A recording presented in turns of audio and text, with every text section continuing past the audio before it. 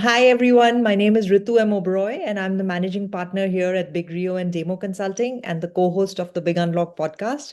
A very warm welcome to all our listeners for this next episode of season 7.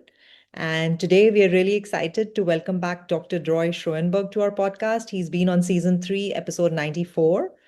He's the co-founder of Amwell and a pioneer who helped bring telehealth into the mainstream of US healthcare. And under his leadership, Amwell became a foundational platform for health systems and payers navigating the shift to virtual and hybrid care. Dr. Schoenberg is a physician by training, and he has operated at the intersection of clinical care, technology, and large scale healthcare transformation. He is now focused on his next venture, Aileen AI, exploring how AI can further reshape care delivery and decision making. And with that introduction, I'll hand it over to you, Roy. Thank you so much for joining us today here. Thank you for having me, and thank you for the very, very kind introduction. I learned things about myself. This is great.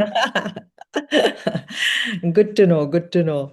So it was really good to see you at HIMSS and hear more about Eileen. And I'm sure today we are going to hear much more because it's been launched now. So, but we'll start with the first question with Amwell. So Amwell invested early in building a platform model for virtual care. But we are seeing that many health systems are still struggling to operationalize telehealth beyond these siloed use cases. So looking back, what do you think were the biggest mismatches between how you envisioned platform adoption and how health systems actually implemented it? And if you were doing this all over again, then what would you do differently to kind of close that gap? Wow, that's a good couple of loaded questions. I think that in at the very highest level, I Mhm. think that the notion of delivering care over technology, you can look at it in two ways. One, you can look at it as just another channel for the same encounter to take Mhm. place over a technological channel, or you can look at it as more of a switchboard that allows you to completely reshuffle how services are acquired and delivered. So the application of model number one is I am your doctor and we have a follow-up appointment and it's going to be carried out not in the office, it's going to be carried out through telehealth, and that creates convenience to a lot of people, some level of efficiency, I guess. And I think that's the majority of how health systems are utilizing this technology today. I think that the desire or the vision behind it is to give it wings and say, well, instead of just executing the same thing that was in the office through technology, maybe we can democratize the availability of services in a much larger scale. To give you an example, if you happen to live in Boston where I live, Mhm. cancer care is very available. We have Dana-Farber, we have Mass General, we have a couple of great places. Mhm. Well, the knowledge of those clinicians that are there could be made available to either oncology patients or even primary care physicians who operate in West Texas or in North Dakota or in other places that don't have those large cancer centers. And this is just an example, but if we created the supportive logistical framework to allow for skills to flow over technology, to the end of the earth, so to speak, you Mhm. are you are rewriting the healthcare experience altogether. Now, obviously, there's a lot of muscle memory in healthcare Mhm. that makes this challenging. Health insurance, medical licensure, credentialing, and variety of other elements that stand in the way of this notion of market forces that Mhm. that will fuel this. I still think that this is inevitable. But if there's anything, that I would say is that I think that we, like many, many others, underappreciated the protectiveness of the Mhm. healthcare system from those kind of changes. Um, but I think the train is out of the station. I think that, maybe even post-COVID, the understanding that healthcare will be redistributed through technology is bigger than everybody at this point. So we're very proud of where we got. Yeah, I think you're absolutely right. It started with COVID, no normalized virtual health and telehealth, and now with AI, we are really hoping to see this, taken to the next level and become kind of transformational. So along the same lines, we are seeing that Amwell was built as a platform, but now with these AI native companies emerging, do you think the future still belongs to platforms, or do you think, it's going to belong to these more vertically integrated AI driven solutions that are going to kind of come into healthcare? Well, I think, it's a little bit like, we used to have conversations about whether cloud or web farms, or server farms, conversations of 15 years ago. And that conversation completely disappeared, at this point. Nobody is in their right mind is going to operate a server farm. Um, I think the conversation about platform versus vertically integrated is Yeah. also going to become, very quickly a hindsight, because people are going to care more about how how the transition of any one patient is going to take place between different elements of care. AI will become probably the surrounding technology. So the first thing that you're going to do, or the most accessible healthcare interaction that you're going to have, even when you have a follow-up care, is going to come through AI just because of the economics of it. The magic will be, and how does AI work in concert with other vertical systems for either follow-up care or services, diagnostics, hospitalization, and so on. I think that there's a lot of focus right now on, can AI be a doctor? Mhm.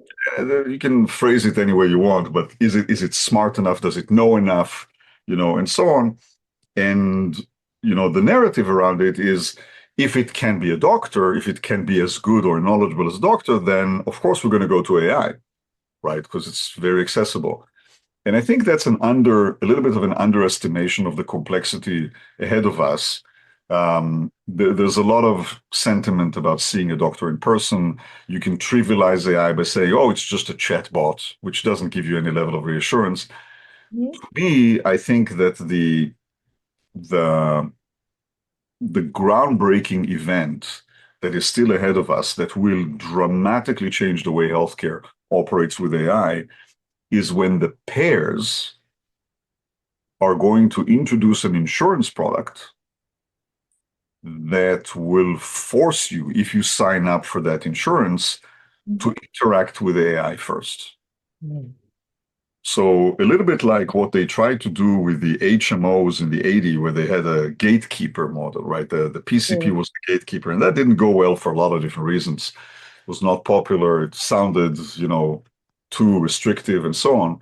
But what they try to do is they try to say, let's control the entry point of a patient into the healthcare system. And if we do that effectively, we can potentially control consumption and, where they get referred to and all of that kind of stuff.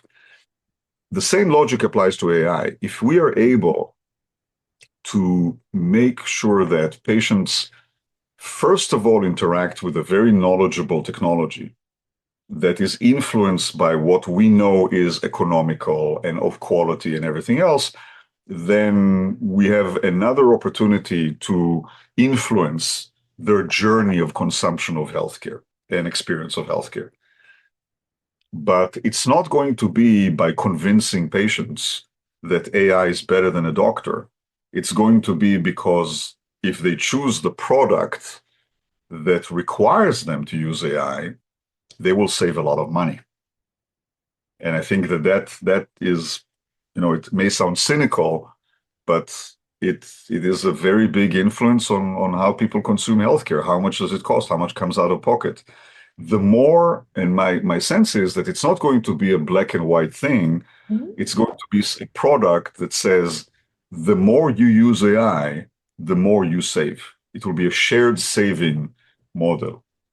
And it will have to be designed, that insurance product will have to be designed very smartly, by saying, there is AI, and if the sky falls, then you can break the glass and actually see a clinician and then Mhm. come back to AI. So that they'll design the product in a smart way.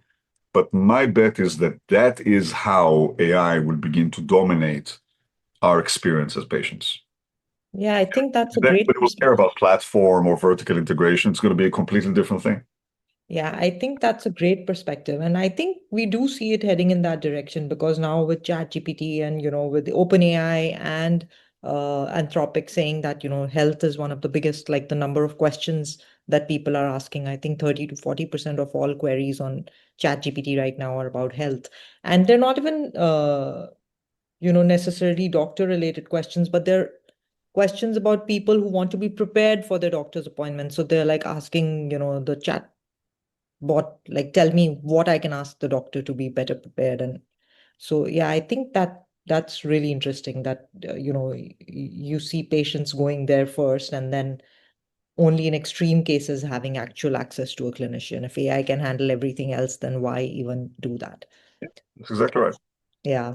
Okay. That's a great answer. I think now we can, start talking about Eileen, I think, because we were so curious and so that was such an interesting, product that we heard from you. So what insight or frustration from your experience at Amwell, led directly to the founding of Eileen? And what is the problem here that you're solving that is so fundamentally different from telehealth? Because this is also remote and this is also talking to patients virtually. But what do you Yeah. think the biggest mind shift there is? And, tell us more about Eileen. We would love to hear.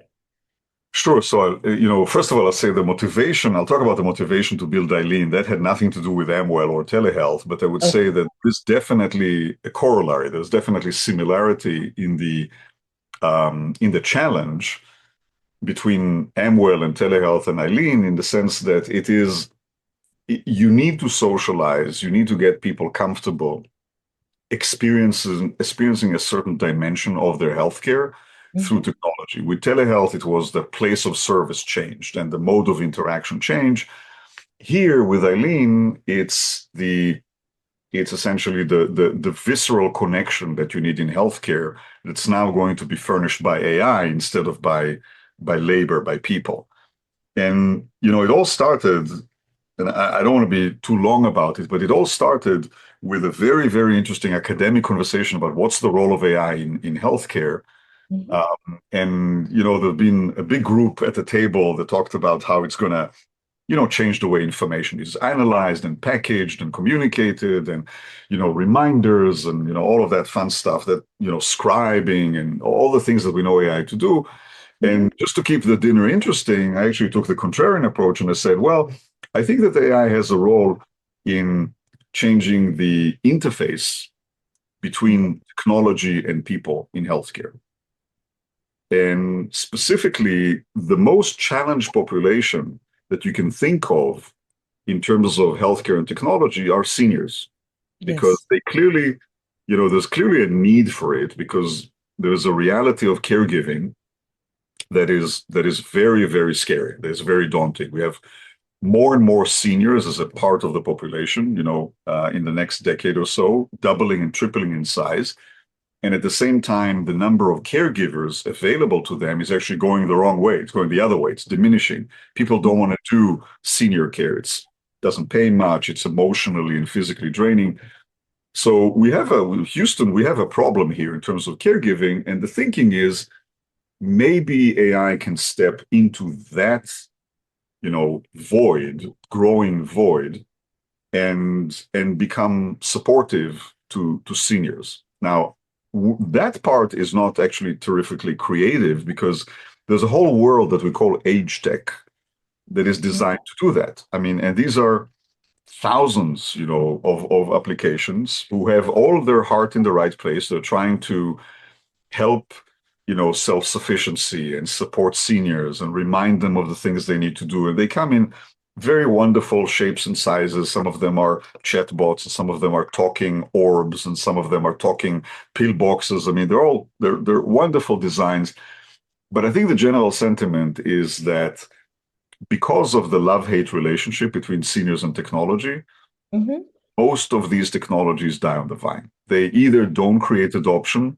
or they don't create staying power. They create fatigue and eventually they just never get utilized to the point that we haven't cracked that nut. And Eileen steps in and says something really, really simple. It says, well, if if technology is to have a regular influential role in the life of a senior, then maybe our first order of business is not to tell them what to do, but to establish a regular presence in their daily lives. And something that is going to be sought after, something that is going to be part of their regular daily routine that they would want to interact with. And if we are successful in creating technology that has that staying power in their daily lives, then through that technology, we can communicate medication reminders, appointment reminders, eat this, do that, and all the rest of the stuff that we want to communicate to them. But the trick is that staying power in the life of someone doesn't come from reciting medication lists. Staying power, put the technology aside, staying power in my life comes from people that know me. Familiarity, intimacy, the ability to talk about my kids and grandkids and to talk about where I come from and my joys and frustrations and relationships and likes and dislikes and so on. So the goal here is how do you get AI to become intimate? And that's actually a much bigger technological challenge than I think a lot of people give credit to it, because people mistake, they talk to ChatGPT and it feels like, oh, it's a very casual conversation. It sounds like I'm talking to someone. But the reality is that to understand, for that technology to understand where you come from and to understand the name of your grandkids and whether, pardon my French, whether your dog peed on the neighbor's porch and that's a problem, requires a completely different level of orchestration. First of all, because it's not written anywhere. AI is really wonderful when you can feed it with a lot of information. Yes. But nobody wrote the book about my dad.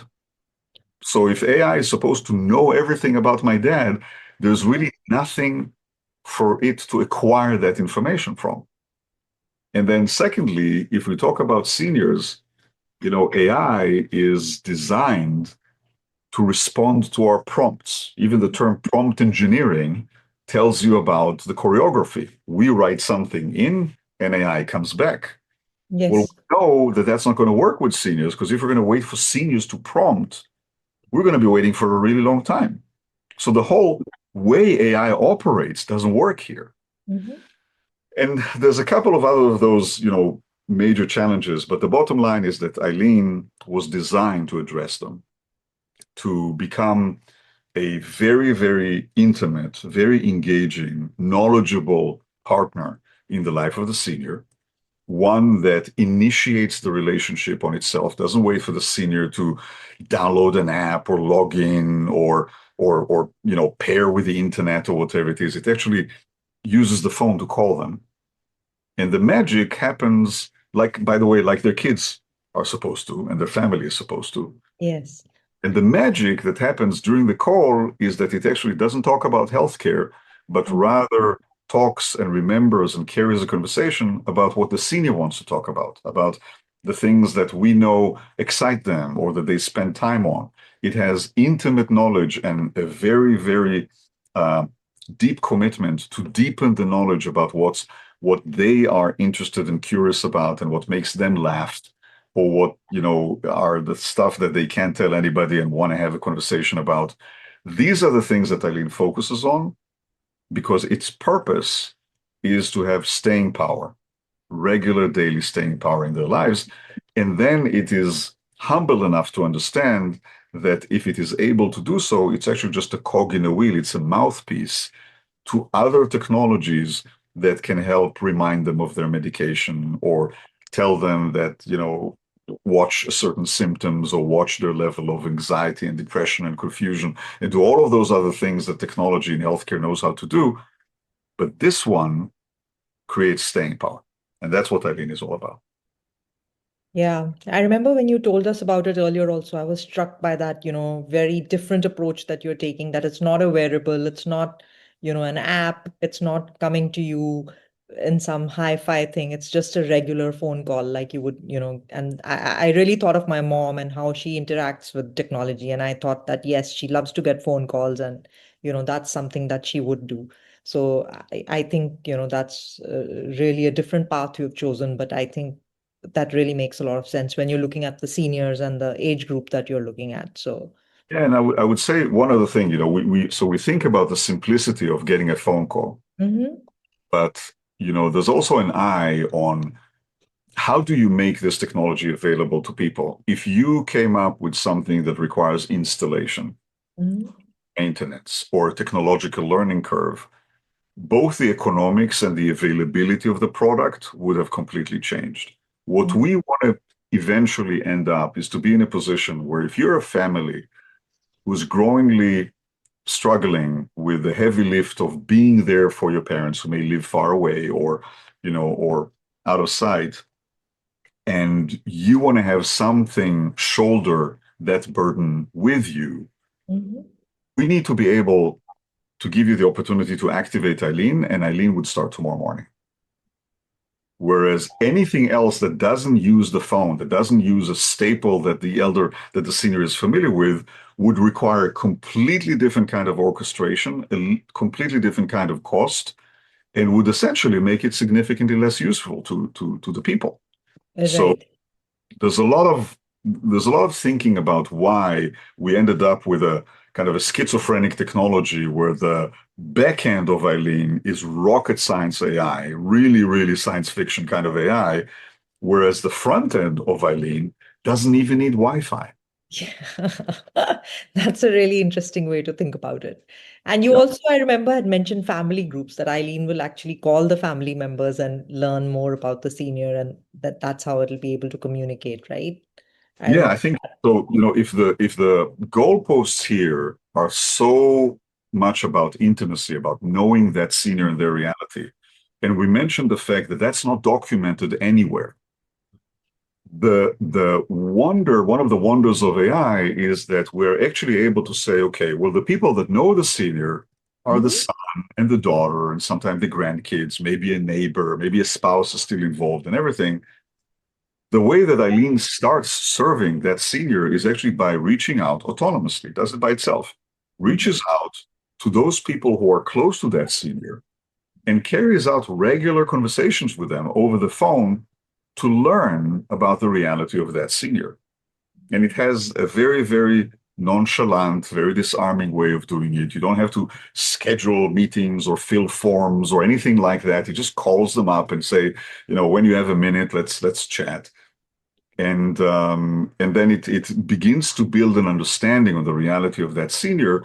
And once it crosses a certain threshold where it says, okay, I know enough, only then does it begin to call them and does that on a regular basis. And of course, at the end of the day, reaches out back to the son and daughter and say, hey, I spoke to your dad a couple of times today, and he was really upset about the war in Iran or whatever it is, or he's very grumpy, but that's the usual way that he is, so everything is fine, something like that. And I think we're at the very, very early stages of this, but the framework, the approach that we've taken in this very different mixture of technologies coming together on the different, sides of Eileen seem to be attractive and interesting and plausible. And as I mentioned at the very beginning, we have to go there because we are facing a meltdown of caregiving. mhm. So we got to find a way for technology to help us.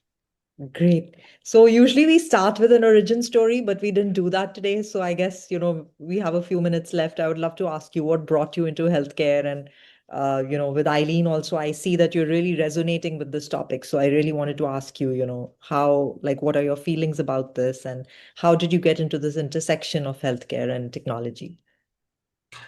So, I used to be a clinician and did the whole training and thought for a long period of time that being a practicing clinician is going to be the way I'm going to do it. But I was actually dabbling with technology since I was 12 years old. Actually, I stayed home from school. I had like a pneumonia or something, and my dad got me like a a Commodore 64, which Wow, that's interesting. people don't even remember that existed. I think it had 5K of memory.